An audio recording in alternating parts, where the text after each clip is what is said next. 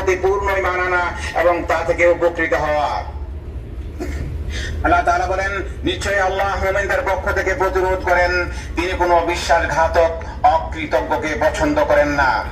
আল্লাহ সুবহানাহু ওয়া তাআলা আরো বলেন, ওয়ালা ইয়ানসুরান্নাল্লাহু মান ইয়ানসুরুহু ইন্নাল্লাহা লাকাওয়িয়্যুন আসীস।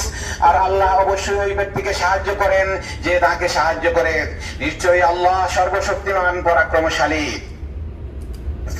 এই বিষয়ে আরো রয়েছে আল্লাহ তাআলার বাণী, অতঃপর আমি বহু জনপদ ধ্বংস করেছি যেগুলোর বাসিন্দা ছিল জালেম, ফলে সব জনপদ তাদের ঘরের ছাদ সহ ধ্বংসস্তূপে পরিণত হয়েছে। অনুরূপ ভাবে বহু কূপ পরিত্যক্ত হয়েছে এবং অনেক সুদৃঢ় প্রাসাদও। আর আমি অবকাশ দিয়েছি বহু জনপদকে যখন তারা ছিল জালেম, তারপর আমি তাদেরকে পাকড়াও করেছি এবং আমারই কাছে প্রত্যাবর্তন স্থল। আল্লাহ তাআলা তার বন্ধু ইব্রাহিম আলাইহিস সালামকে হজের আহ্বান জানানোর আদেশ দিয়েছেন। তিনি ইরশাদ করেছেন, ওয়াযিন ফিন নাস বিল হজ্জি ইয়াতুকা রিজালান ওয়া আলা কুল্লি দামিনিন ইয়াতিনা মিন কুল্লি ফাজ্জিন আমিক। আর আপনি মানুষের কাছে হজের ঘোষণা করে দিন, তারা আপনার কাছে আসবে পায়ে হেঁটে এবং সব ধরনের কৃষকায় উটের পিঠে চড়ে।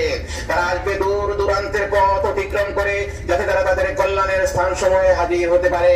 এবং তিনি তাদেরকে চতুষ্পদ জন্তু হতে যা রিজিক দিয়েছেন তার উপর কোরবানির নির্দিষ্ট দিনগুলোতে জবে করাকালীন আল্লাহর নাম উচ্চারণ করতে পারে।